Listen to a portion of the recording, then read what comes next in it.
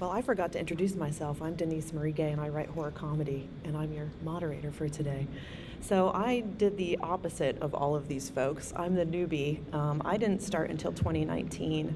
I had a career as a journalist working for Bloomberg, Newswire, and the Columbus Dispatch, covering business and finance and insurance and financial fraud and very serious things.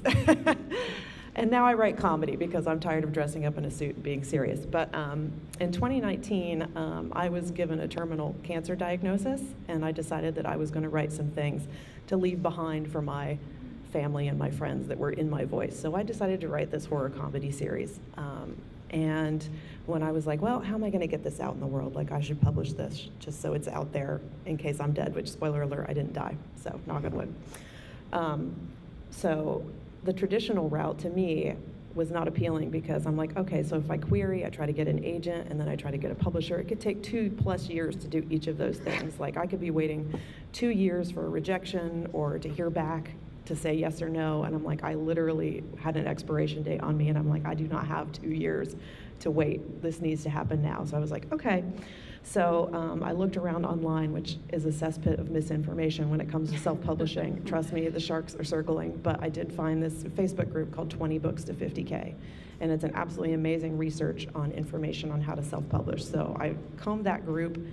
I found some authors that I thought were comparable to me, so I did all the things. I basically decided to self-publish, which is not for everybody. It's for me, because you have to basically become a small press. You have to do things like find a cover artist, commission a cover. You have to figure out your book marketing. You have to write all your Amazon blurbs. You have to figure out how to do Amazon metadata and keywords.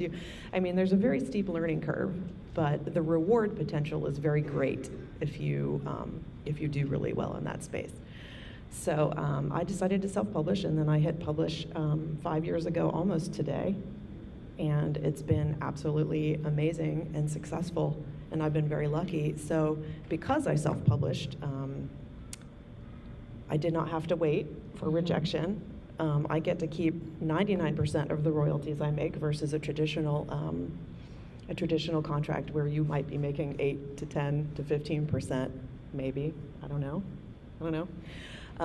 So it's been financially rewarding. And then self-publishing used to have like a bad reputation because it was a lot of like people buying pallets of books that then sat in their garage forever because there didn't used to be a way to actually sell those or promote those books. But now, it's much, much easier to promote your book and make it look just as good as a traditionally published novel. So there's a lot of opportunity there. What was my point? Oh, yes. So now self-publishing doesn't have the bad reputation generally that it used to have, and it can create opportunities for you if you do it well. I have become a hybrid author. A hybrid author is now somebody who is both traditionally published and self-published. So my audiobook editions were picked up by a traditional audiobook publisher called Podium Publishing, and they landed an amazing narrator.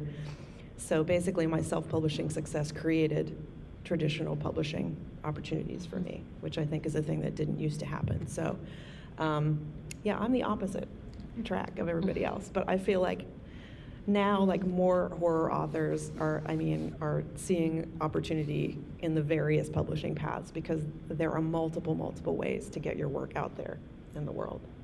So there is no one way. So